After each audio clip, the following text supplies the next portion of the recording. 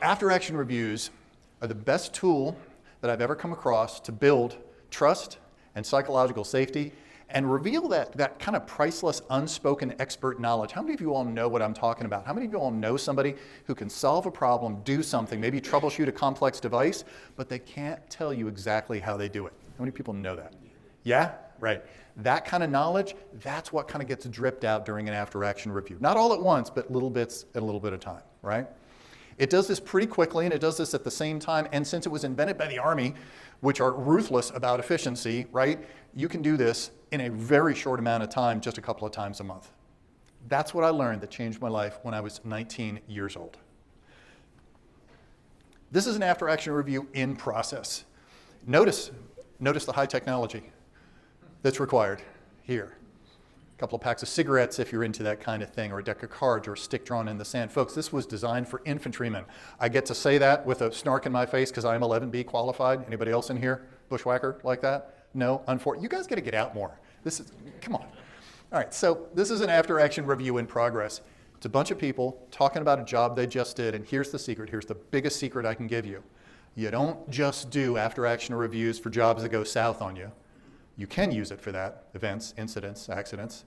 You do most of your after-action reviews for jobs that go well. Bingo, that's it. What is it? What is an after-action review? It's a non-punitive, semi-structured, post-job debrief, right? So who uses them? The last time I checked, I've spoken with members of all 5 classic branches of the military. Space Force is on the list, haven't gotten to them yet, let's working on them. And I won't say that I've talked to people in every unit clearly, but 95% of the people that I've talked to in all 5 of the classic services have said, yes, we do after-action reviews, and yes, they help. I'll ask you that, and make me a liar if you want to. Anybody here is prior service? First of all, thank you for your service. Anybody here is prior service? Have you done after-action reviews? Yes? Do they help? That's a great answer. That's a great answer. Depends on who's doing them. Thank you for the honest answer, right? And somebody over, yes? I did them with the Federal Fire Service through National Interagency Fire Center. Nice. We adopted the AAR. Okay, you adopted that model? Entire process for the federal government. Was it useful? Did you find it helpful? Absolutely. Cool. Anybody over here said they found it useful? Yes? Marine Corps. Outstanding. Very good. Thank you.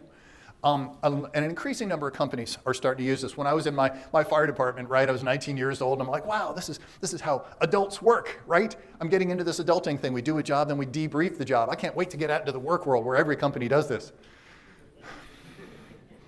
Boy, was I disappointed. In fact, in some ways, in a very real way, my career here today, speaking to you, is trying to recreate the culture of that amazing little fire department that was decades ahead of its time in a little college nobody ever heard of in Virginia 30 years ago. So how do you lead an after-action review? Gather the people who did the job, and it's imperative, absolutely imperative, you have the frontline workers, the frontline experts. You don't just have to have them. You can have other folks, safety folks in there, leadership, logistics, planning, scheduling, other than that, but you want the guys and the women who did the work. You assure a non-punitive, learning-based approach. That's key to everything that I do. And you got these 5 questions about the event. First question, what did we set out to do in this event? Second question, what did we actually do in this event? We asked that in 2 different questions because in what percentage of jobs do things not quite go according to plan? Yeah, 100% basically. So we don't just ask, what should we have done? Because that word should leads us down a bad road of blame. We do ask, what did we set out to do? And what did we actually do? All right, how did it turn out that way? We don't ask what went well and what went bad, because if we ask those questions, we tend to spend like 0.0375 seconds on what went well, and that went, anything go bad? Anything today go bad? Do you think maybe I want to talk about today in the after-action review? Do you want to share anything about what went bad? That tends to lead to a very different conversation. But if you ask how did it turn out that way? No blame in that. Fourth question is, okay, next time we do this kind of an evolution or a fire call or a dumpster fire or whatever it is, what are we going to do the same way? Marines, I think, call it sustains. What are we going to sustain for next time? And the last question, the 5th question is, say it again. Yeah, what are we going to do differently the next time? That's it. Those are the 5 questions. And I see you're totally welcome to take photos of that. I'd say maybe don't share it on Facebook, but I will give you handouts and stuff like this and text from all the slides and all this stuff later. So yeah, All right? So I'm curious, now you know the basics of after action reviews. We'll get into more details.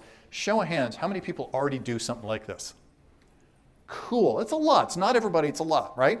Go ahead and take this poll. I thought we'd have a little bit of fun. Pull out your phone.